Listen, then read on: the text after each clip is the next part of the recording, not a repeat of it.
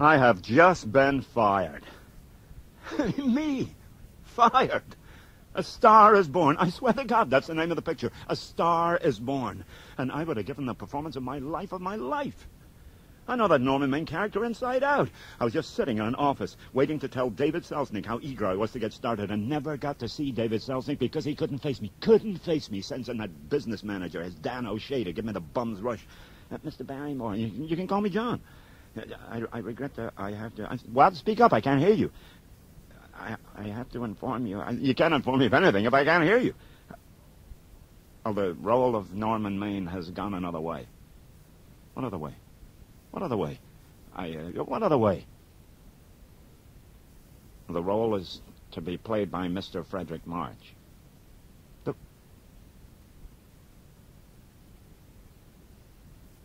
Sometimes silence is the only noble response.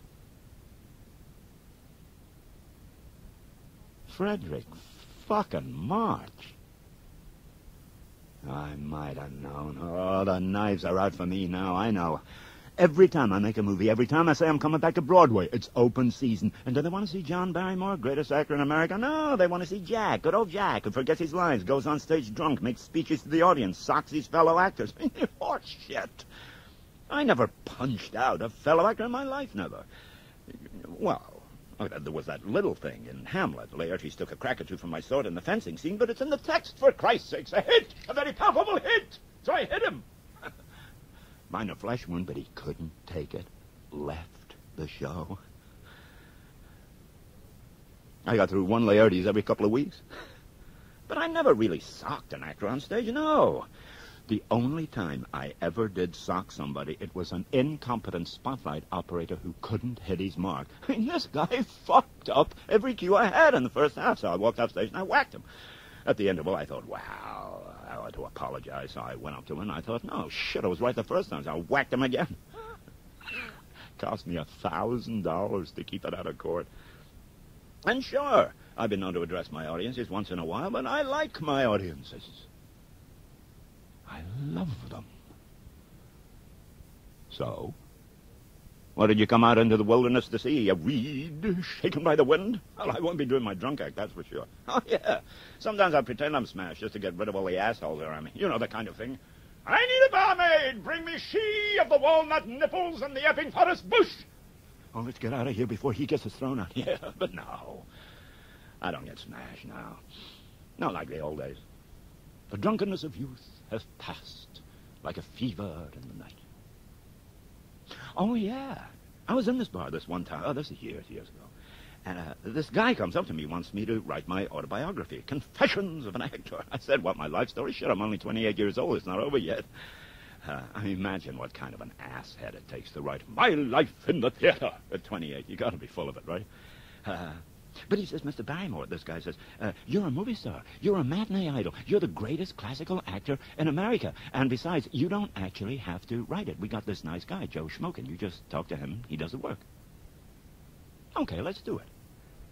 Confessions of an Actor. I was one of the flying Barrymores. Theater was in the blood. We were all actors.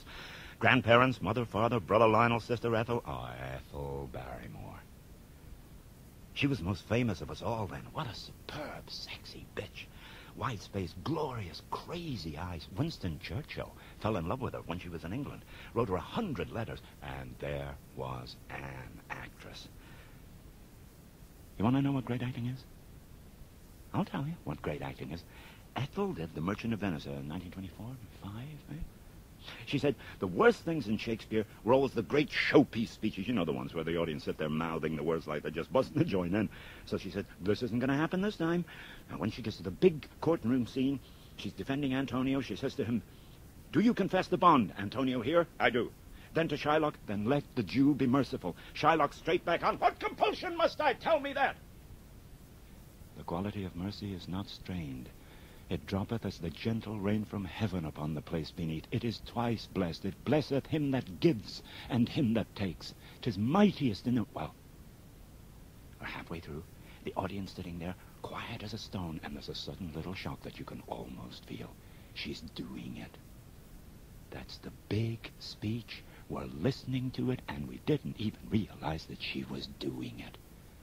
That's great acting. Oh, she was a grand dame. Even then, Ethel scared the shit out of everybody. We were giving an interview, both of us together, when she said in her most saintly voice, "Why, if I had a part that demanded I be dowdy or unattractive, of course I'd do it." I said, "Oh, come on, Ethel, for Christ's sakes, tell the truth." Didn't speak to me for 6 months. True. Brother Lionel said, "You must realize that no great actor can afford a sense of humor, least of all about himself." Well, there we were, the Flying Barrymores. We got so famous, they did a play about us, a kind of a Mickey take called The Royal Family. Ethel was incensed, wanted to sue, but I thought it was pretty good. The young actor who did me got me off to a T. I bumped into him backstage, and boy, did he go pale. I said, "It's okay, kid, you were great. Could have been me up there. You'll go places. What's your name?" He said, "Frederick March, Mr. Barrymore." A star is born. Give me a break. Maybe that's it. See, maybe they think that I can't hack it anymore. I know that fucker Selznick's been putting it about that I can't remember my lines. I mean, forget my lines, for Christ's sake. I always forgot my lines. First play I was ever in was Sister Ethel. 5 minutes in, blank, wipeout, gone. I said, "Okay, fellas, I've blown it. Now what do we do, sing?" So now all the other actors forget their lines. I start to make mine up, and Sister Ethel gets so convulsed with laughter she can't even speak. Result, the finest evening of improvised comedy ever to hit the Broadway stage. My memory's not a problem. It's not a problem. My father got so he couldn't remember his own name near the end. And there was a man. Good actor. Then suddenly he would remember and he'd shout out, "I am Morris Barrymore, the greatest actor in the fucking world! I have played America coast to coast! I will go down in history if the white rats don't get me first." He was in Bellevue by then. I put him there. Ethel and Lionel were away, and I had to sign him in on my own.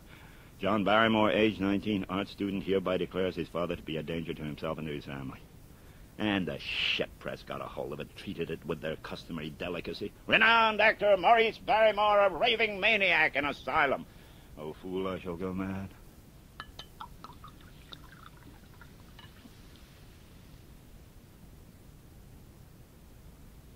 What was I? Oh, my father, yeah. He turned his hospital ward into a permanent theater. He'd cast the inmates in all the bit parts and star himself as Captain Absolute Romeo Orlando. Oh, yeah, let me tell you. When they had to examine him, this big guy moves in to help the doctor, and my father takes him at the waist, lifts him, spins him, and then slams him into the floor. Full body slam, crying, "This is how Orlando takes his first hold!" before whacking another assistant over the head with a table. The doctor gave him 6 months to live. But his sheer strength saw him through 4 years.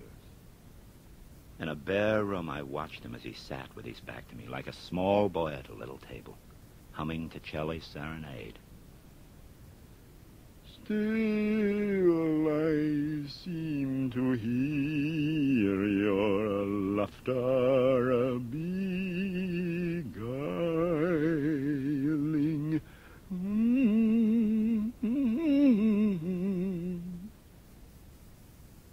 He didn't seem to recognize me straight off. And then his eyes lit. "My boy! I finished it!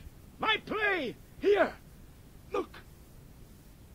More than 100 pages. 1 sentence on each page. It was a lovely day in June.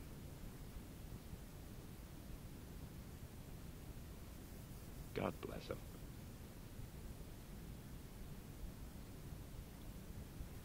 It's always been somewhere in my mind that someday I'd end up like that. Geez, I hate